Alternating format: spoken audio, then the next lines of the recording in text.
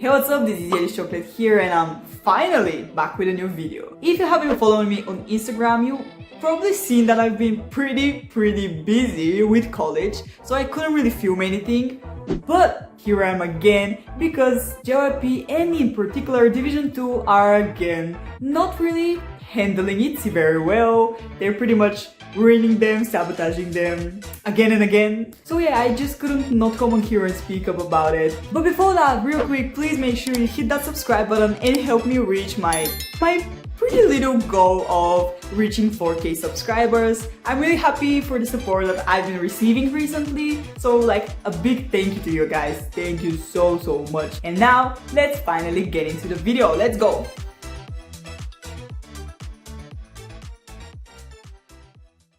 In some of my previous ITZY commentary videos, I pointed out how Division 2 might finally be on their way to giving them the songs and content they deserve. Well, I was so wrong. Yeah, Bet On Me showcased their vocal and rap skill very well, and it had such a meaningful video with storyline. None of My Business proved that they can do laid-back songs and slay just as much. And Killshot brought back the charismatic choreo and sound we all love so much.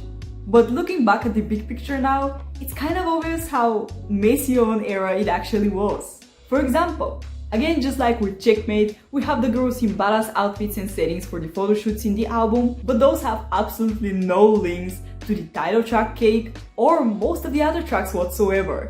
The boxing we all were gagging over? It was forgotten somewhere, it was just in the photos, they did absolutely nothing with it. What a miss, honestly. It wasn't even touched on in any of the videos or lyrics or absolutely anything, like they did nothing with it. Then the album documentaries made me think we would finally be getting more insight and footage over the whole process of recording and learning the choreographies, but again, that didn't happen. And as I've been saying in my previous videos, this kind of content is so needed. Like old fans would love it, it will bring new people to the fandom. So yeah, it's honestly such a big minus that we still haven't gotten anything like this, and we probably never will. That leads me to the first way in which the company is sabotaging the girls.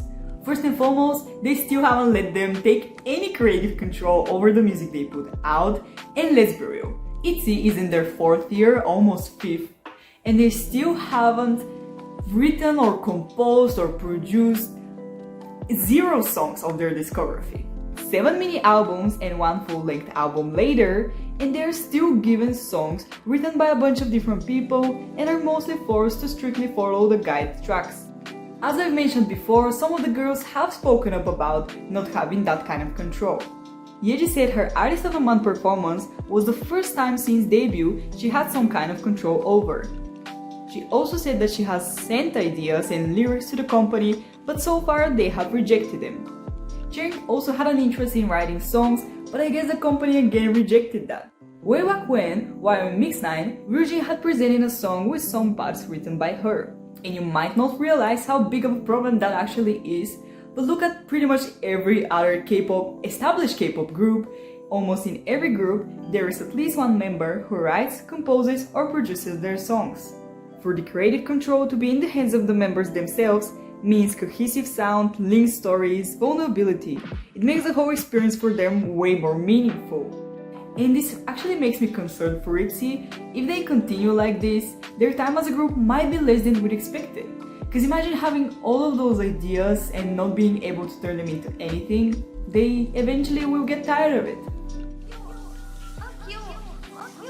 That brings me to my second point, and that is how overworked they have been, and especially this comeback. Of course, you probably know how JYP overworks its artists. The most affected by it are probably TWICE, Stray Kids, and ITZY. ITZY promoted Cake on music shows for 5 weeks, whilst preparing for a Japanese comeback and filming promotion videos for that, and having photo shoots, fan sites, video calls, and a couple of live shows here and there, K-Con, stuff like that. Like, what? They were all affected by the schedule, but unfortunately, it got way too much for Leah, and it was right after all of the promotions for Cake were over that the company announced she would be taking a temporary break from the group's activities. Leah herself wrote a letter to inform ITZY about her hiatus. Feel free to pause to read the whole thing. Something that's really disturbing me is how the company quote-unquote said our artist health is what we're most concerned for. But in fact, it's not. It clearly is not. Because of such tight schedules, other JYP artists have also been experiencing such health issues. Mina, Jonghyun, Han. I guess it's not that uncommon in the K-pop world for idols to take break from the group activities. Like we had Mingi take a break from 80s activities. Now we have Mingyu take a break from 70s activities. So, but still, like, you're claiming that the idol's health is the most important to you, while in fact it's not. Like, think about it. If we lessen the TikToks, challenges, and every other kind of entertaining thing that has been going on in the world of K-pop content, if we lessen those, that could kind of help reduce those kind of issues. So not only does the ITZY have no control over their music or their content, they also are given hectic schedules that affect both their physical and mental health. They're supposedly preparing another comeback right now. I don't really know if those rumors are true or not, but if they are, is the company serious? Okay, so we have a lot of promotions and stuff to hype up the comeback, right? Well, Division 2 can do so much better in that department as well. Leaving aside the fact that we don't get any recordings or choreo behinds, Division 2 is handling the solo promotions quite unfairly. For instance, Ryujin had 0 solo promotions for this comeback, while the other girls had at least one type of content or video or whatever where they could shine and show their individual charms. Leah showcased her vocals on The Unmasked Singer, Yuno filmed for Kyu, Cold with Soyu, and joined Eunchae Star Diary. Yeji showed her powerful vocals on Lee Moojin's Service, and also filmed Music Bank Challenge Exchange with Mamamoo Moonbyul. And Chaeyoung filmed Mnet Reboot, consisting of 5 episodes in which she went to Korean universities. Do you see how unfair this is to Ryujin? She thankfully filmed a few unit stuff, but still, it's pretty unfair. On a side note, I wanted to mention how the girls are also treated unfairly when it comes to who sings which part in the songs. We have Yeji singing for about 13 seconds in Psychic Lover and Leah getting close to 3 lines in Kill Shot. That's, again, pretty unfair. Another weird move from the division is the most recent overlapping schedule. Yeji attended the Tory Burch store opening event in Taiwan on October 18th and was invited to the Calvin Klein event in Tokyo on the 19th. But turns out that rather flying from Taiwan to Japan, Yeji was back in Korea for a video call event.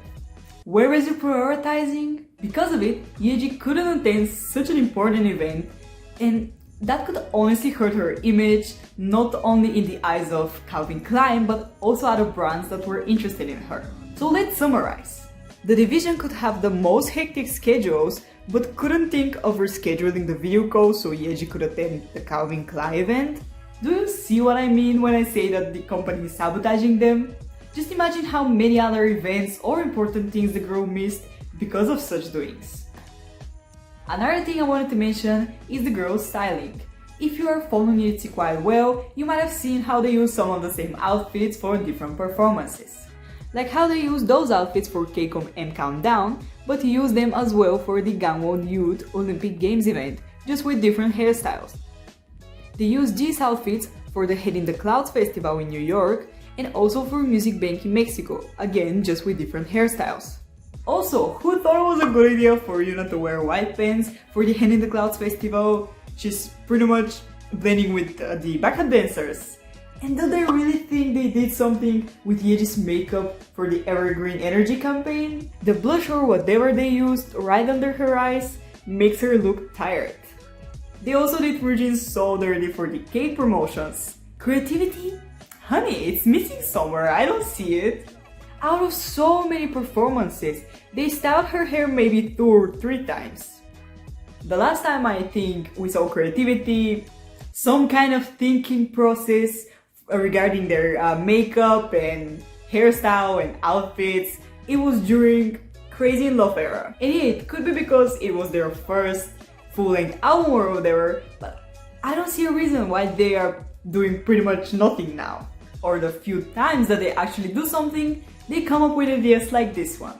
Gigi has spoken numerous times about how such hairstyle hurts her and the others while dancing. But oh well, if we've learned something from Division 2, it's that they pretty much never listen to anyone but themselves.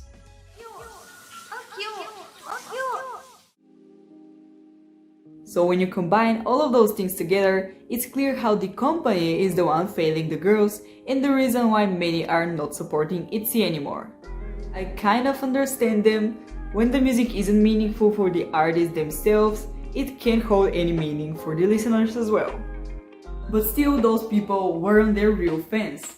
And don't get me wrong, I'm not talking about the people who grew out of their music.